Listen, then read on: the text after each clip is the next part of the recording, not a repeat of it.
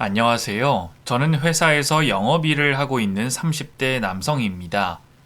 저는 유복자로 태어나 아버지 얼굴도 보지 못하고 자랐고 남편 잃고 혼자 아들을 낳은 홀어머니 밑에서 어렵게 자랐습니다. 남편 없이 자식 키우기가 쉽지 않은 게 당연한 일이기에 가난하고 힘없던 저희 어머니는 저 때문에 무척 고생을 많이 하셨죠. 몸고생, 마음고생이 일상이라 밤마다 앓으시는 날도 많고 몸에는 늘 파스 냄새가 떠나지 않았습니다. 그런 어머니를 보고 자란 저는 언젠가 꼭 어머니에게 호강시켜드리고 싶다 생각했지만 어머니는 그런 저를 기다려주지 못하셨어요. 제가 대학을 다니다가 휴학을 하고 군대에 가 있던 어느 날, 저 없이 혼자 계시던 어머니가 갑자기 돌아가셨거든요. 예상치 못한 교통사고로 하루아침에 돌아가신 어머니의 비보에 저는 망연자실할 수밖에 없었습니다.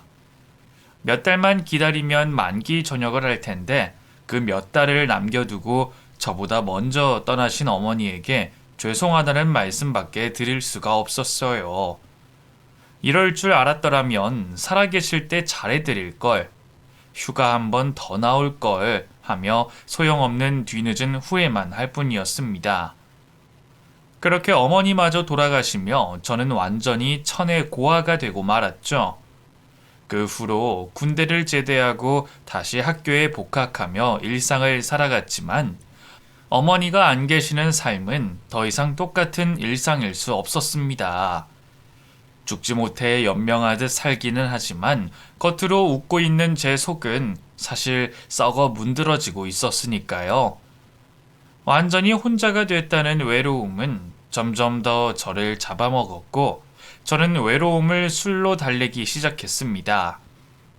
어머니 생각에 밤마다 잠이 들기 어려워 한 잔, 두 잔을 술을 하다 보니 어느새 집안에는 술병이 늘어나기 시작했고 슬픔을 달랜다는 핑계로 매일 술을 끼고 살던 저는 결국 어린 나이에 알코올 중독에 빠져들고 말았죠. 잘 다니던 학교를 자꾸 빼먹고 일상이 엉망이 돼가며 뭔가 잘못됐다는 걸 스스로도 느끼고 있었지만 당시에는 스스로 제어할 수가 없었습니다. 저는 브레이크가 고장난 자동차처럼 엉망이 됐고 그런 제 곁에는 몇 안 되는 친구들마저 떠나가고 있었죠. 고아의 주정뱅이를 친구로 두고 싶은 사람은 아무도 없을 테니까요. 그때는 차라리 이러다가 죽어버리는 게 낫겠다 싶기도 했습니다. 어차피 혼자인 내가 더 살아서 뭐하나 싶었거든요. 그렇게 나약하게도 슬픔에 취해 제 스스로를 갉아먹던 저는 결국 죽음의 문턱까지 갔다 오게 됐습니다. 그제서야 저는 제가 심각한 알코올 중독이라는 것을 알게 됐고, 아직 젊은 저를 염려하시는 의사 선생님의 도움으로 알코올 치료를 시작하게 됐습니다. 사실 처음에는 귀찮은 게 솔직한 심정이었어요. 아무리 의사라지만 남의 일에 웬 참견인가 싶었습니다. 그때까지도 저는 스스로 괜찮다고 생각했으니까요. 원래 중독이라는 게 자신은 심각한지를 잘 모르다 보니 치료가 늦어지는데 저도 주변에 도와줄 사람이 하나도 없던 탓에 아마 그 의사 선생님이 아니셨더라면 결국 술로 인생을 마감했을지 모르겠다 싶었습니다. 덕분에 마지막 기회를 잡게 된 저는 늦기 전에 치료를 받을 수 있었죠. 상담과 치료를 통해서야 내 상태가 심각했다는 걸 알게 된 저는 그제서야 거울 속 망가진 제 모습을 보고 정신을 차리게 됐습니다. 아직 대학 졸업도 하지 못한 20대 중반 청년으로 보기에는 거울 속 제 모습이 길거리 노숙자나 다름없다 싶었거든요. 뒤늦게 상황을 파악한 저는 정말 굳은 마음으로 술을 끊어내기 시작했습니다. 애초에 좋아서 마시기 시작한 것도 아니었기에 술 자체를 멀리하는 건 어렵지 않았지만 술이 없으니 외로운 마음을 어떻게 달랠 수 있나 싶더라고요. 아마 상담 치료가 저한테는 많은 도움이 됐던 것 같아요. 누군가한테 내 얘기를 털어놓는 것만으로 위안이 되고 외로움이 덜해진다는 걸 느꼈으니 말입니다. 덕분에 저는 무사히 알코올 중독 치료를 받게 됐고 그 후로는 새 삶을 살기로 결심했습니다. 앞으로 다시는 술은 입에도 대지 않을 것이고 사람 구실하며 뭐든 열심히 하는 사람이 되기로 말입니다. 저는 학교에 다시 복학해 남은 학기 공부를 마치게 됐고 1년 만에 취직에 성공하게 됐습니다. 그리고 직장인이 되어 열심히 일을 하게 됐죠. 매일 출근을 한다는 건 저한테 무척 도움이 되는 일이었습니다. 규칙적인 삶으로 안정도 얻었고 나한테 할 일이 주어졌다는 게 제게는 동기부여가 되기도 했죠. 별 볼 일 없는 중소기업 사원이지만 내가 세상에 기여하고 있다는 게 제게는 살아갈 이유가 되줬습니다. 사실 그것도 별 이유는 되지 않을 텐데 그 전에는 왜 그런 작은 의미도 찾지 못해서 술에 의존하며 살았을지. 저는 이미 흘러보낸 청춘을 아쉬워하며 앞으로는 그만큼 더 열심히 살기로 결심했습니다. 좋은 여자 만나서 아이도 낳고 행복한 가정을 꾸리고 싶은 욕심도 생겼죠. 그랬던 제가 어느 날 천사를 만나게 됐습니다. 몸살 감기로 개인 병원을 찾게 됐는데 거기서 정말 예쁜 간호사 선생님을 보게 됐거든요. 말 안 통하는 노인분에게 짜증 한번 내지 않고 친절하게 응대하는 나이팅게일 같은 그녀의 모습에 저는 한눈에 반하게 됐습니다. 그 후로 아픈 것도 없이 자꾸 그 병원을 찾았던 저는 얼마 뒤 그녀에게 정식으로 고백을 하며 제 마음을 전했습니다. 다행히 그녀도 제가 싫지는 않았던지 저희는 정식으로 교제하며 1년 뒤에는 결혼까지 약속하게 됐죠. 첫눈에 반해서 결혼까지 속전속결이었지만 제 선택에 절대 후회는 없었습니다. 민경이는 너무나 좋은 여자였고 그런 여자를 놓치는 것이야말로 바보 같은 일이라는 걸 알았으니까요. 아내는 예전에 저처럼 홀어머니를 모시고 살며 성실히 살던 사람이었습니다. 장모님 역시 일찍 고아된 저를 박대하지 않으시고 사랑으로 품어주신 좋은 분이셨죠. 보잘것없는 제게 따님을 내어주시고 저를 친자식처럼 생각하시며 사랑과 관심을 넘치게 해주셨던 분이셨죠.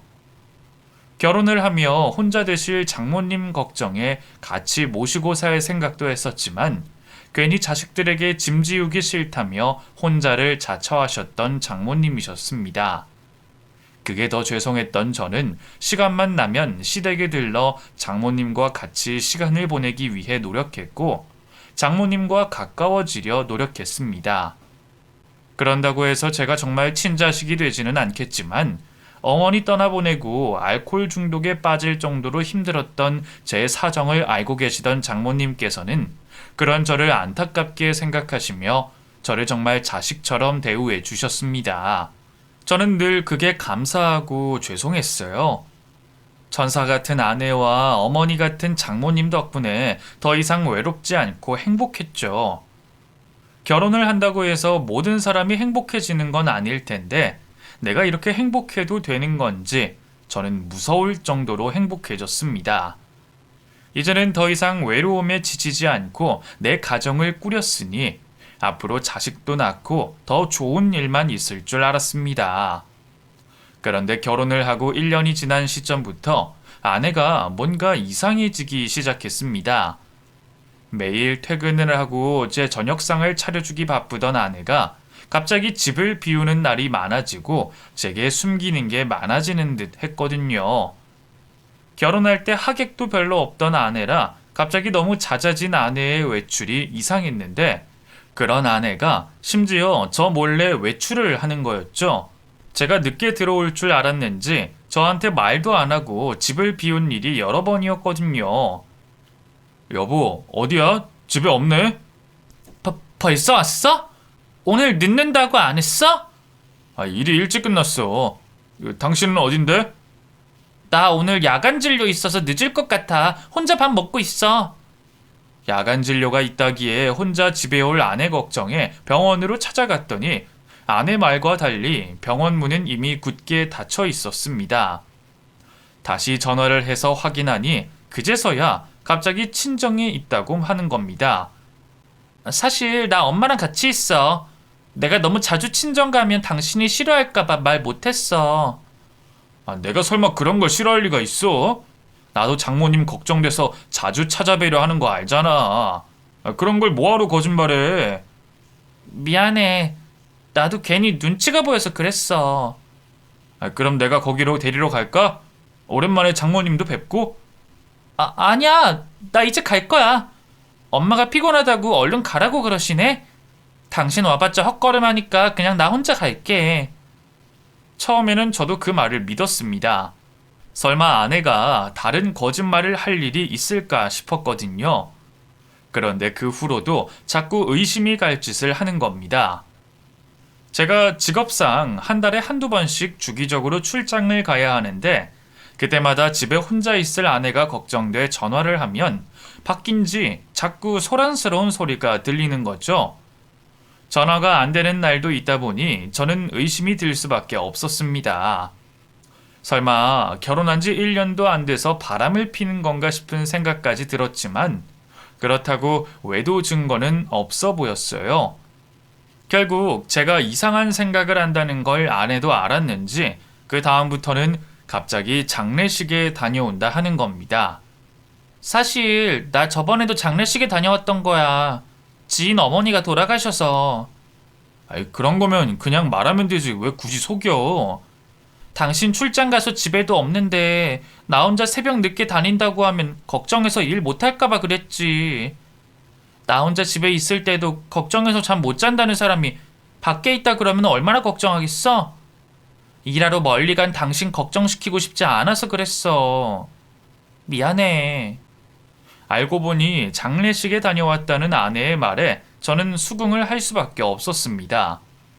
제가 워낙 아내의 걱정을 하기는 했기에 출장 간 저를 걱정시키기 싫었다는 아내의 말을 이해할 수밖에 없었어요. 그런데 너무 이상하게도 제가 출장을 떠날 때마다 아내가 장례식을 찾는 일들이 잦아지는 겁니다. 저도 영업일 하면서 경조사가 자주 있긴 하지만 그렇게 자주 장례식을 가는 일은 없었어요. 게다가 왜 하필이면 내가 집에 없을 때마다 그런 일이 벌어지는 건지 저는 이상한 생각이 들 수밖에 없었습니다. 저도 집사람을 괜히 의심하고 싶진 않았지만 묘하게 맞아떨어지는 일들이 아무래도 이상하다 싶어서 결국 의심을 거두지 못하고 장례식이라는 아내에게 영상통화를 걸어보게 했죠. 진짜 그렇게까지 해야겠어? 무슨 장례식이 그렇게 자주 있는지 나도 궁금해서 그러지. 당신 말대로 내가 걱정 많은 거 알잖아. 그러니까 당신도 내 마음 좀 편하게 해줘. 그냥 영상통화인데 못할 게 뭐야? 아니, 누가 장례식에 조문해서 영상통화를 해? 그냥 어딘지만 보여달라는 거지 별로 어려운 거 아니잖아. 결국 저는 조르듯 영상통화를 하게 됐고 그제서야 정말 아내가 장례식장에 있다는 걸 알게 됐습니다. 국화꽃의 영정사진에 조문객들까지 영상으로 확인한 장소는 정말 장례식장이 맞았거든요. 그제서야 저는 아내에게 미안하다 하며 의심을 거둘 수밖에 없었죠. 그 후로 한동안은 별일 없는 날들이 지나갔습니다. 아내도 제 눈치를 봐서 그런지 집에도 일찍 들어오는 것 같았고 그토록 잦던 장례식도 더는 가지 않는 듯 했죠. 그럼에도 이상하게 찝찝한 기분에 아내에게 물어보고 싶은 게 태산이었지만 영상통화까지 하며 확인을 했던 저는 미안한 마음에 제대로 진실을 물을 수 없었습니다. 그리고 그때까지는 저도 설마 그 많은 장례식들이 다 거짓말일 거라 생각하지 못했어요. 아내가 매일 환자들을 보고 남들보다 죽음을 가까이 지켜볼 수밖에 없는 간호사인데 그런 사람이 설마 목숨 가지고 거짓말을 할 거라고는 생각할 수 없었기 때문이죠. 그래서 저는 안 좋은 우연이 겹쳤을 뿐이라 생각하며 아내의 말을 믿어보려 했습니다. 그렇게 별일 없는 날들이 지나던 어느 날 저는 또다시 출장을 떠나게 됐습니다. 아내 일로 몇 달째 출장을 미뤄왔지만 그 출장은 미룰 수가 없었거든요. 오랜만에 출장을 가게 된 저는 고민이 많았습니다. 혹시 내가 없는 사이 집에 무슨 일이 생기거나 아니면 또 아내가 집을 비우는 일이 생기는 건 아닐까 하고 말이죠. 스스로 의심하지 말자 다짐하면서도 의심병이 도지며 자꾸만 그런 생각이 드는 내가 의처증인가 싶어 자괴감이 들 정도였지만 한번 시작되는 의심은 쉽게 사그라들지 못했습니다.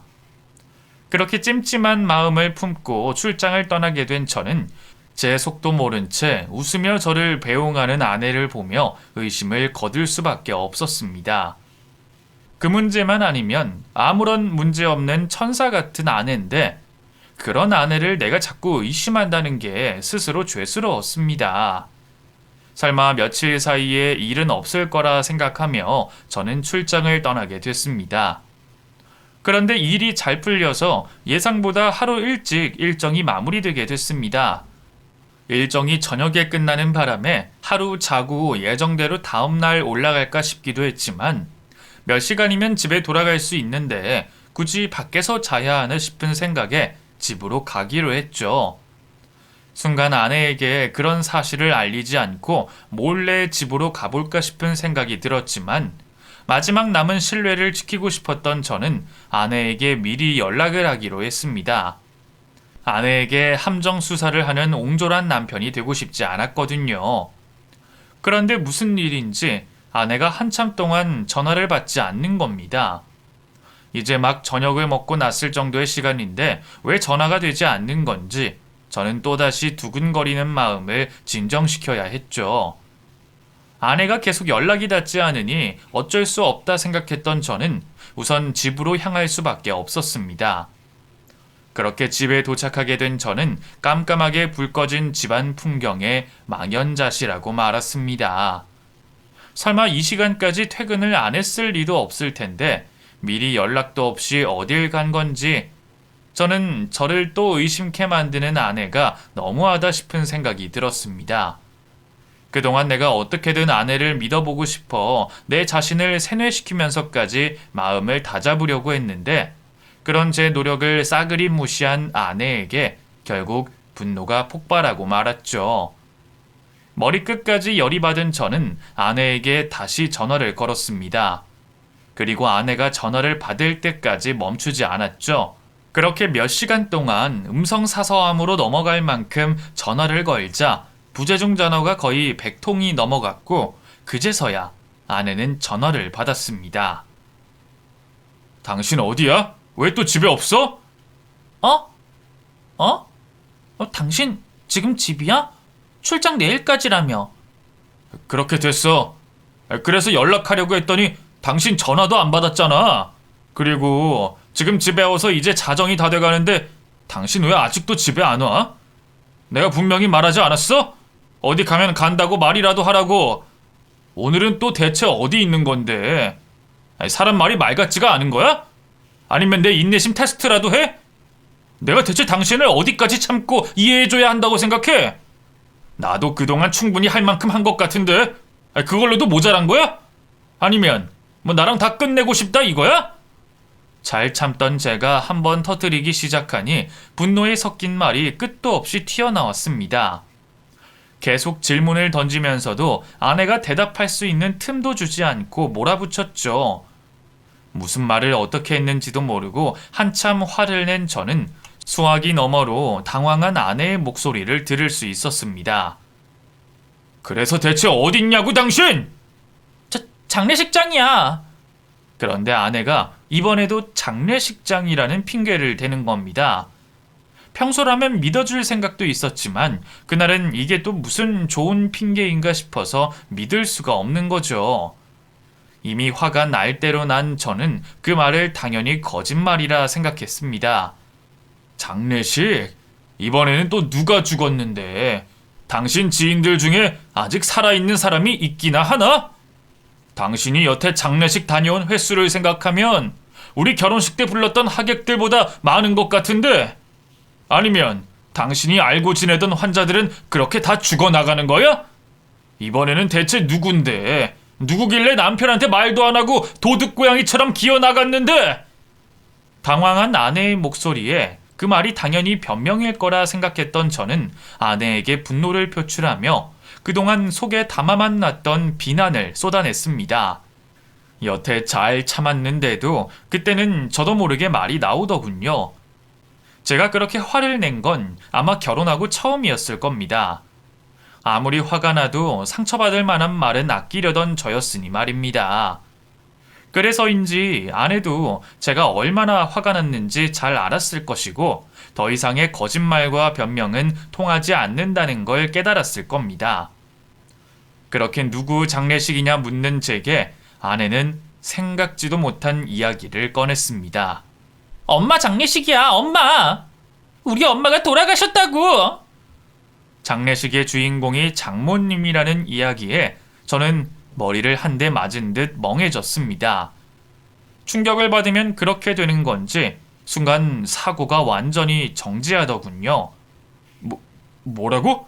누가 돌아가셨다고? 엄마가 갑자기 쓰러지시더니 돌아가셨어. 그게 정말이야? 장모님이 돌아가셨다고? 근데 그걸 왜 나한테 말을 안 해? 당신 출장 끝나면 말하려고 그랬는데 나도 경황이 없었어.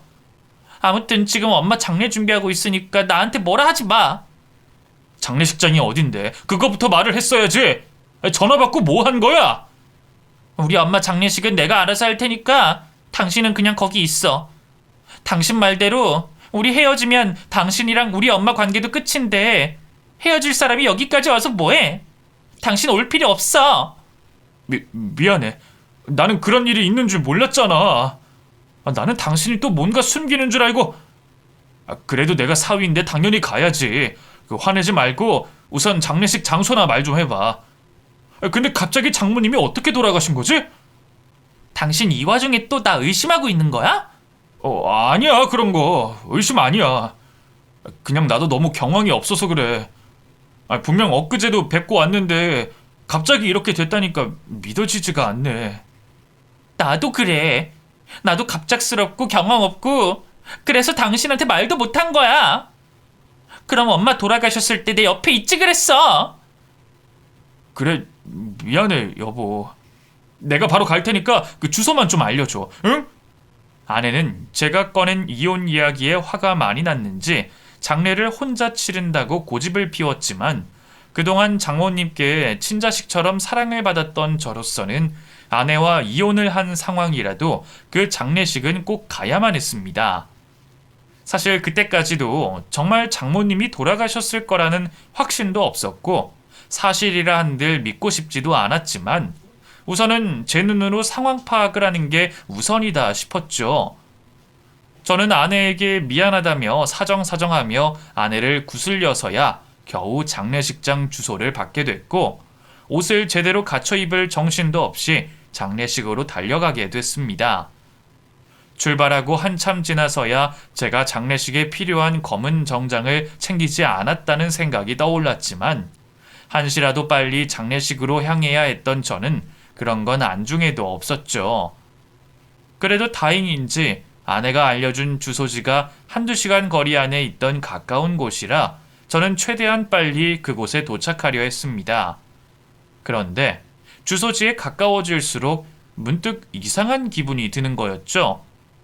보통 장례식은 대학병원 부설이라 도심 근처에 있기 마련인데 그곳은 이상하게도 장례식장만 덜렁 있는 건지 가까워질수록 도시에서 벗어난 외딴 곳이더라고요.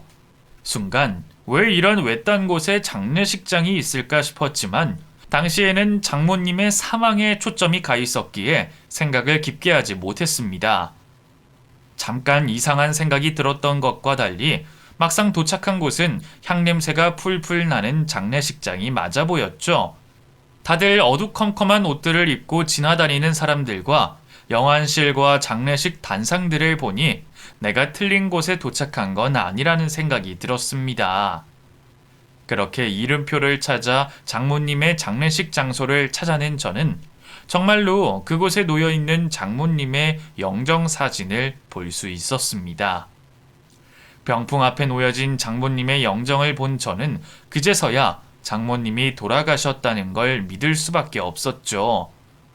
오는 와중에도 차라리 거짓말이기를 바라며 도저히 믿을 수 없었던 저는 뒤늦게 몰려온 충격에 그 자리에 털썩 주저앉을 수밖에 없었습니다. 순간 자리를 지켜야 할 아내는 어디 가고 아무도 없이 비어있나 싶었지만 슬픔에 휩싸였던 저는 아무도 없이 텅 비어진 장례식장을 신경 쓸 겨를도 없었어요. 장모님, 이게 무슨 일이야 대체? 이렇게 갑자기 돌아가실 줄은 몰랐던 탓에 너무 큰 충격을 받았죠. 그 전까지는 저도 나름 아들 같은 사위라 생각했는데 막상 장모님이 돌아가셨다고 하니 왜 더 잘해드리지 못했나 후회만 들었습니다. 제게 장모님은 남다른 의미셨습니다. 그저 아내의 어머니, 제 장모님이 아니라 저한테는 진짜 가족이셨어요. 든든한 제 편이 되어주셨고 사위를 자식처럼 여겨주시며 저를 아들처럼 대우해 주셨던 분이셨죠. 그런데 그런 장모님이 갑자기 돌아가셨다니 저는 이 슬픔을 어떻게 감당해야 할지 알 수 없었습니다. 장모님, 이렇게 갑자기 가버리시면 저는 어떻게 하라고요? 친아들처럼 생각하신다고 엄마처럼 생각하라고 하셨는데 제가 어머니라고 한번 불러보기도 전에 이러시는 법이 어딨어요. 저한테는 아버지 어머니 다 데려가시고 이제는 장모님마저 뺏어가십니까? 왜 항상 후회는 늦어서야 드는 건지 어머니를 먼저 떠나보내고 자식도리를 다하지 못해 가슴에 맺혔던 제 한은 장모님이 돌아가신 후에도 계속됐습니다. 혹시나 이럴까봐 모시고 같이 살고 싶었던 건데 말이에요.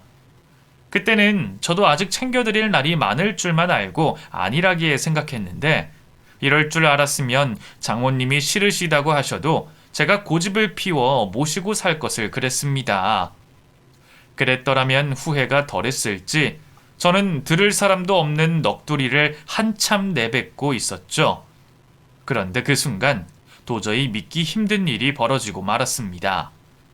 급작스러운 죽음으로 장모님 임종도 지키지 못한 제가 마지막으로 한 번이라도 장모님을 뵙고 싶다고 생각했더니 갑자기 병풍이 흔들리며 그 뒤에서 장모님이 걸어 나오시는 게 아니겠나요? 이미 눈물로 얼굴이 흠뻑 젖어 있던 저는 눈물을 닦으면서도 제가 헛것을 보는 줄로만 알았습니다. 마지막으로 한 번 뵙게 해달라는 소원을 이런 식으로 들어주시는구나 싶었죠. 그런데 눈으로만 보이는 게 아니라 제 귀에 들리는 장모님의 목소리에 저는 주저앉아 있던 몸을 벌떡 일으킬 수밖에 없었습니다. 김서방, 그리 울지 말게. 나 살아있네. 장모님, 진짜 장모님이세요? 이거 혹시 꿈인가요? 아니야, 나 정말 살아있네, 김서방. 이것 봐, 온기가 남아있잖아. 아니, 그럼 이게 대체 무슨 상황이래요? 살아 돌아오신 거예요? 아니면 돌아가시지도 않았는데 장례식을 치른 거예요? 집사람은 대체 어딜 간 거예요? 예? 너무 혼란스럽던 저는 장모님께 질문을 던질 수밖에 없었고 한숨을 깊게 내쉰 장모님께서는 한참 만에야 제게 상황을 말씀해 주셨습니다. 김서방, 사실 이거 다 민경이가 꾸민 짓이네. 내가 동조하면 안 되는 건데 부모가 뭔지 내가 딸 부탁에 넘어가 버렸어. 장모님은 이 모든 게 아내가 꾸민 일이라며 제게 사죄를 하셨습니다. 그게 무슨 말인가 싶었던 저는 장모님의 설명을 듣고 충격을 받았죠. 김서방, 내가 진짜 자네한테는 면목이 없네.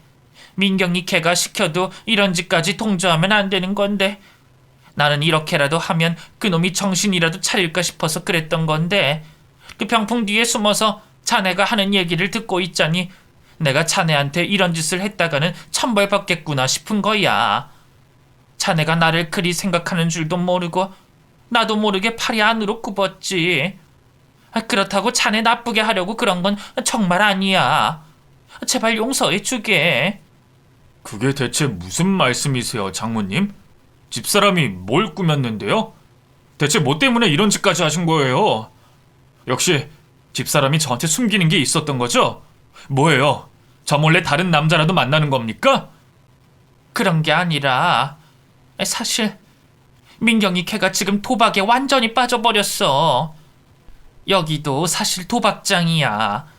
내가 진작 말렸어야 하는데 내가 말린다고 듣지도 않고 정신이 완전히 나가버려서 말을 해도 통하지를 않아. 내가 자네한테 단말하고 손 씻으라고 그렇게 달랬는데 이번 한 번이 마지막이라면서 나한테 이런 짓까지 시키지 뭔가. 아휴, 자식이 웬수지 웬수야. 도박이요? 민경이가 저 몰래 도박을 했다고요? 그럴 리가요. 그 사람이 무슨 도박을 해요? 남들 다치는 화투도 못 치는데. 그거야 나도 모르지. 근데 내가 봤을 때 걔 지금 제정신 아니야.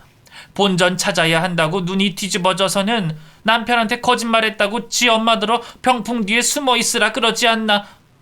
이미 단단히 빠져서 지 애미까지 죽은 사람 만드는 거 아니야. 나도 말려보려고 했지만 소용이 없었어. 이렇게 될 줄 알았으면 나도 자네한테 진작 알렸어야 하는데. 내가 자식 잘못 키운 죄다 싶어서 말을 못하다가 이제야 말하게 돼서 정말 미안하네, 김서방. 아내가 다른 것도 아니고 도박에 빠져 있었다는 장모님의 말에 저는 어리 빠진 기분이었습니다. 그동안 아내가 나 몰래 바람을 피거나 누구를 만난다고만 생각했지 설마 도박을 하고 있을 거라고는 상상도 해보지 못했거든요. 그것도 그럴 것이 원래 제 아내는 인형 뽑기도 돈 아깝다고 하지 않고 화투는커녕 남들 다 하는 카드놀이도 잘 할 줄 모르는 사람이었습니다. 그런데 그런 여자가 무슨 도박을 하고 이런 말도 안 되는 짓을 벌였다는 건지 저는 도저히 믿기가 어려웠어요. 하지만 죽었다던 장모님이 살아 일어나셨는데 제가 이제 와서 못 믿을 얘기가 있을까요? 그런 저를 보신 장모님은 직접 보여주시겠다며 저를 어디론가 데려가셨습니다. 지금도 그놈의 도박한다고 들어가 있는 거야. 나도 부모로서 내 딸 치부 드러내기가 창피하고 무서워서 숨기려고 했는데 자네도 내 자식이나 마찬가지인데 어찌 계속 모르는 척 할 수 있겠나. 죽이 되던 밥이 되던 자네가 직접 보고 이혼을 하던 요절을 내던 알아서 하게. 나도 더 이상 자식 같은 사위 속이는 짓은 못하겠네. 제게 씻을 수 없는 상처를 입혔다며 후회를 하시는 장모님은 그렇게 말씀하시며 저를 영안실까지 데려가셨습니다. 그리고 영안실 문을 열자 제 눈앞에 경악할 광경이 펼쳐지고 말았죠. 겉으로 영안실이라 적힌 그곳은 다름 아닌 도박장이었습니다. 아무리 새벽 늦은 장례식장이라 하지만 유난히 사람이 없는 게 이상하다 싶었더니 그 안에 사람들이 빼곡하게 들어차 있는 겁니다. 그곳은 애초에 남들 눈을 피해 장례식장으로 꾸민 도박장이었어요. 밖에서 문이 열리는 줄도 모르고 저마다 도박판에 빠져 있는 사람들을 보니 다들 눈이 반쯤 돌아 있는 듯 무서울 지경이었죠. 그 많은 사람들 중에 제 아내가 있을 거라 생각을 하니 그건 더한 공포였습니다. 겨우 진정하며 아내의 모습을 찾던 저는 구석에서 열심히 도박에 집중하고 있는 아내를 발견할 수 있었습니다. 제가 바로 뒤까지 다가온 줄도 모르고 열심히 카드를 붙잡고 있는 아내의 모습에 저는 큰 충격과 그보다 더한 실망감을 느낄 수밖에 없었습니다. 이런 세상은 평생 모르고 살 것만 같았던 천사 같은 내 아내가 이런 사람들과 어울려 도박 중독에 빠져 있었다니. 심지어 그걸 저만 모르고 있었다는 사실은 저를 너무나 무기력하게 만들었습니다. 아내에 대한 실망보다는 저 스스로에게 실망이 더 컸습니다. 남편이 돼서 아내가 밖에서 무슨 짓을 하고 다니는 줄도 모르고 바람을 피는 줄 알고 의심하며 너무 늦게 상황을 깨달았으니 말입니다. 그래서 저는 차마 아내에게 화를 낼 수도 없이 참담한 심정으로 아내를 불렀습니다. 여보, 민경아, 당신 여기서 뭐하고 있는 거야? 여보? 당신이 여긴 어떻게 왔어? 차마 제가 이곳으로 올 줄은 몰랐는지 놀란 눈을 한 아내가 제 옆에 서 계신 장모님을 보며 당황하기 시작했습니다. 내가 여기까지 왔으니 정신 차리고 나를 따라 나설 거라 생각했던 저의 기대와 달리 아내는 저를 보고도 그 자리에서 꼼짝을 하지 않았어요. 여보, 미안한데 조금만 기다려봐. 나 곧 딸 거거든? 내가 돈 따서 자기 호강시켜 줄게. 그러니까 엄마랑 나가서 기다리고 있어. 저는 설마 아내가 그런 와중에도 계속 도박판에 남아있겠다고 할 줄은 몰랐습니다. 아내는 원금을 찾아야 한다며 끝까지 카드를 쥐고 놓지 않았고 저와 장모님은 뒷전으로 둔 채 도박에 완전히 빠져 있었습니다. 그리고 저는 그날 처음으로 도박 중독자의 눈을 보게 됐죠. 그건 말도 통하지 않고 정상이라고 할 수 없을 정도로 완전히 매몰되어 있는 중독자의 얼굴이었습니다. 오래전 제가 거울 속에서 봤던 제 모습과 무척이나 닮아 있었죠.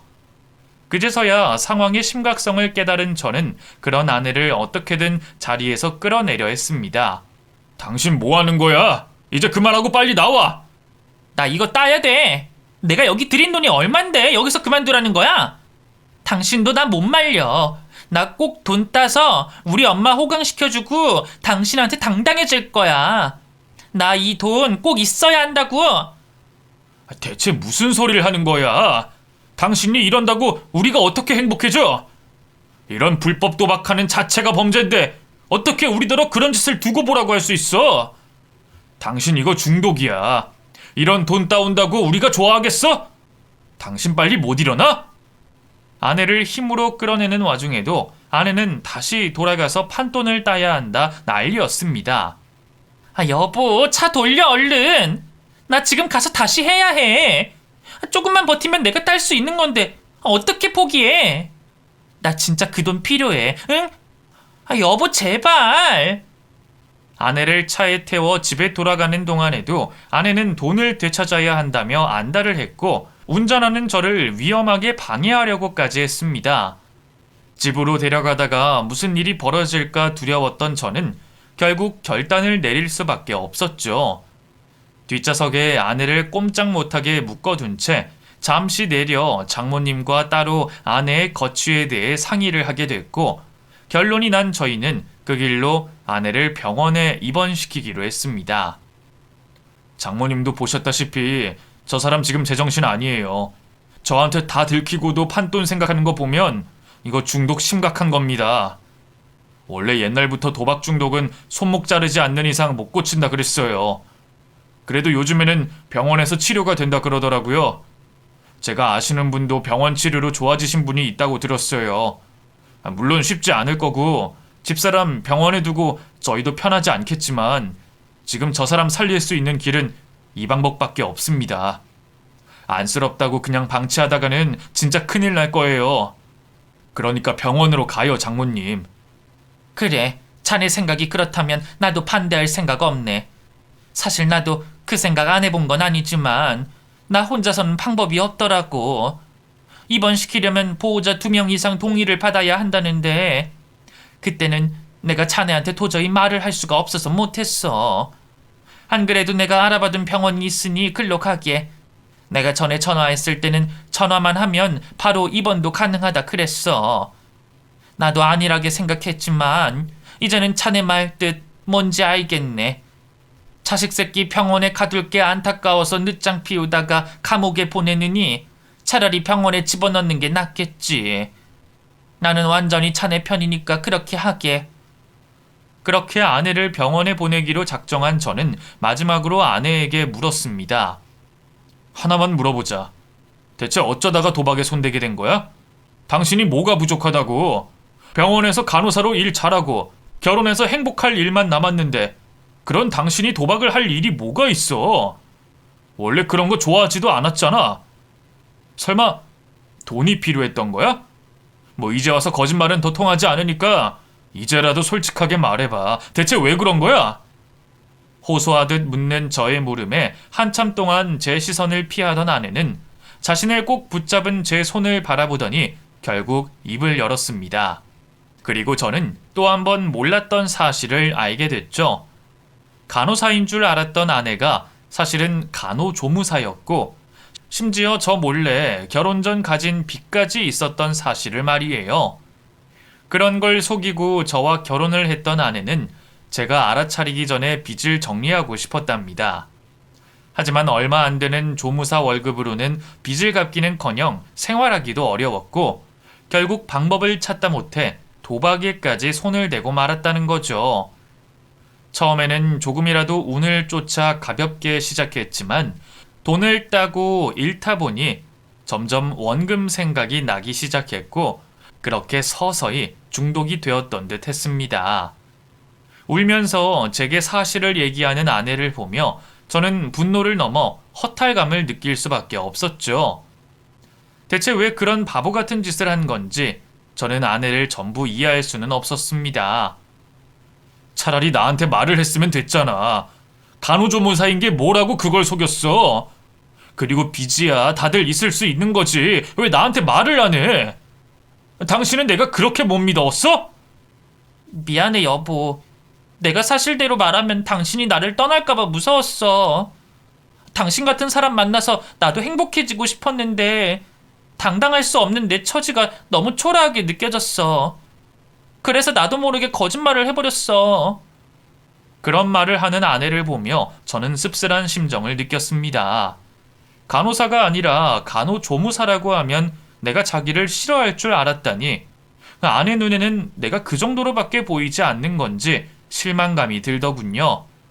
하긴 아내더러 나이팅게일 같이 예쁘다 칭찬을 했으니 어쩌면 정말 제 잘못이 맞았는지도 모르겠습니다.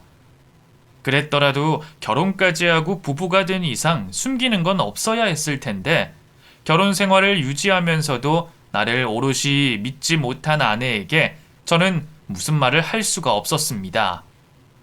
결국 제가 아내를 너무 모르고 있었다는 생각밖에 들지 않았죠. 모든 사실을 알게 된 저는 이혼을 고민할 만큼 충격이었지만 그렇다고 그 사람과 장모님을 모른 채 할 수는 없었습니다. 이혼을 할 때 하더라도 우선 사람은 살리고 봐야겠다 싶었던 저는 예정대로 아내를 병원에 데려가기로 했습니다.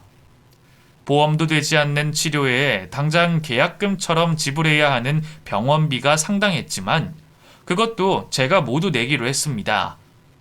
이혼을 할지도 모르는 상황에 왜 그렇게까지 하냐 생각하실지 모르겠지만 아마 저는 아내와 헤어진 상태였더라도 아내를 도왔을 겁니다.